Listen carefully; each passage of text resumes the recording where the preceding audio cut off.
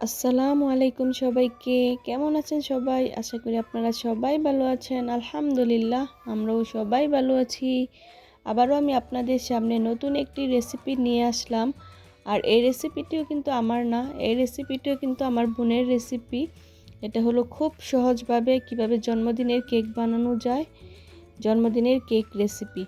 আর এখানে মেজারমেন্ট কাপে 1 কাপ ময়দা নিয়েছে, তারপর 1 চামচ বেকিং পাউডার নিয়েছে, তারপর হাফ চামচ বেকিং সোডা নিয়েছে। আর এখন একটি ছাঁকনির সাহায্যে খুব ভালোভাবে ছেঁকে নিচ্ছে। আর এদিক দিয়ে দেখুন কেক বানানোর জন্য 2টো ডিম ফাটিয়ে নিয়েছে। আর এখন একটি বিটার দিয়ে মিডিয়াম করে ডিমগুলো বিট করে নিচ্ছে। খুব ভালোভাবে ডিমগুলো বিট করে নিতে হবে। আর একেবারে ডিমগুলো যাতে ফুমি ফুমি ভাপ হয় ওই রকমভাবে করে নিতে হবে। আর দেখুন ডিমগুলো একেবারে ফুমি ভাপ হয়ে এসেছে। আর এখন দিয়ে দিচ্ছে 1 কাপ চিনি। আর এখন চিনি দেওয়ার পর আবারও খুব ভালোভাবে বিট করে নিতে হবে। আর এখন অল্প পরিমাণে একটু লবণ দিয়ে দিচ্ছে যাতে মিষ্টির ব্যালেন্স আসে। লবণে কিন্তু মিষ্টি খাবারের ব্যালেন্স ঠিক রাখে। আর এখন আবারও দেখুন একেবারে ক্রিমি ভাপ করতে হবে। আর বিটার দিয়ে এখন আবারও একেবারে ক্রিমি ভাপ করে নিচ্ছে। এখন দিয়ে নিচ্ছে ভ্যানিলা এসেন্স দিয়ে নিচ্ছে। আর ভ্যানিলা এসেন্স দেওয়ার পর আবারও খুব ভালোভাবে বিট করে নেওয়ার পর এখন আবারও দিয়ে দিচ্ছে 2 চামচ সাদা রান্নার তেল। আর দেওয়ার পর আবারও খুব ভালোভাবে বিট করে নিতে হবে। আর বিট করে একেবারে ফুমি একটি ভাপ আসতে হবে। আর যত বিট করা ভালো হবে কেক কিন্তু তত স্মুথ হবে, খেতে তত মজার হবে।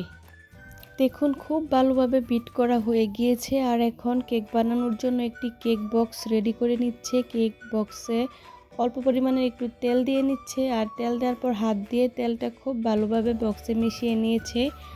আর এখন এখানে একটি কাগজ দিয়ে দিবে যাতে কেক কাগজের উপর লেগে না যায়। আর ওই দিক দিয়ে এখন ডিমের যেই ব্যাটারটা করেছিল ওইটার সাথে যে শুকনো উপকরণ আছে ওইটা মিশিয়ে খুব ভালোভাবে একটি কেকের জন্য ব্যাটার তৈরি করে নিতে হবে। দেখুন খুব ভালোভাবে একটি ব্যাটার তৈরি করে নিচ্ছে। ব্যাটারটা কিন্তু খুব ভালোভাবে আলতো হাতে করতে হবে, আস্তে আস্তে অনেক সময় কিন্তু লেগেছে।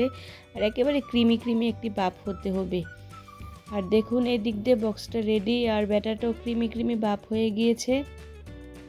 আর এখন বক্সের মাঝে উপর থেকে কিন্তু এই ব্যাটারিটা ঢেলে নিতে হবে যাতে করে কেক বক্সে খুব ভালোভাবে সুন্দর মতো সেট হয়ে যায়। আর একদম উপর থেকে কিন্তু কেকের ব্যাটারিটা ঢেলে নিচ্ছে।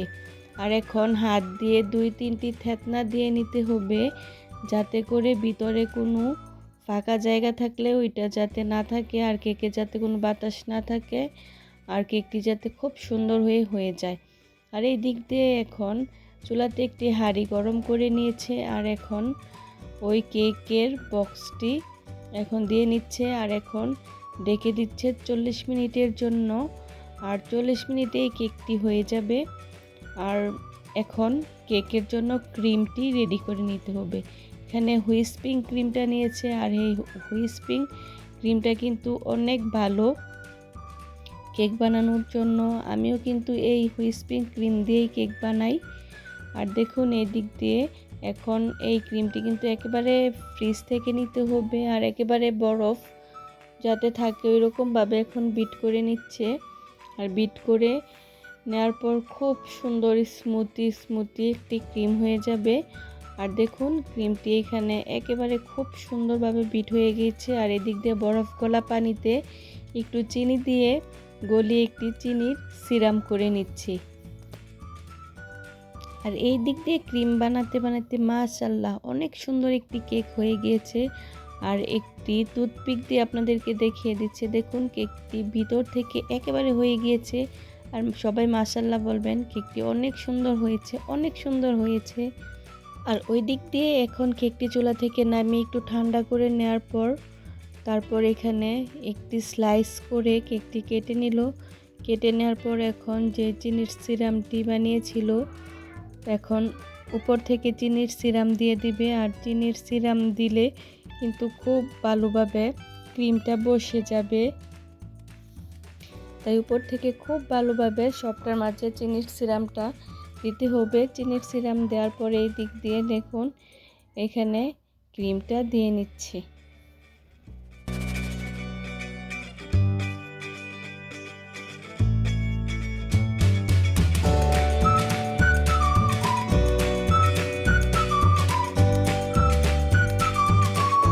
কেকটি যখন দুইটা স্লাইসে কাটা হয়েছে তাই দুইটা স্লাইসে একইভাবেই ক্রিম দিতে হবে।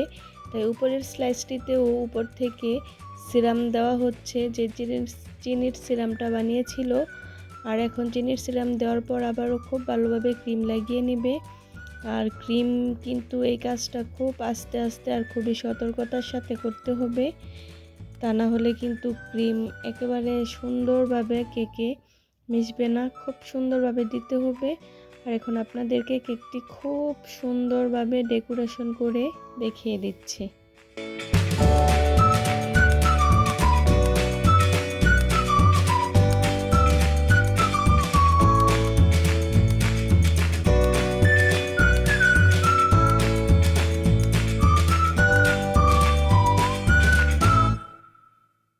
দেখুন এই দিক দিয়ে কত সুন্দর করে কেকটি ডেকোরেশন করেছে, মাশাআল্লাহ অনেক সুন্দর হয়েছে। আপনারা সবাই আমার বোনের জন্য দোয়া করবেন, আমাদের সবার জন্য দোয়া করবেন। আর আপনারা সবাই ভালো থাকবেন, সুস্থ থাকবেন, পুরো ভিডিওটি দেখে নেবেন। ধন্যবাদ সবাইকে, আল্লাহ হাফেজ, আসসালামু আলাইকুম।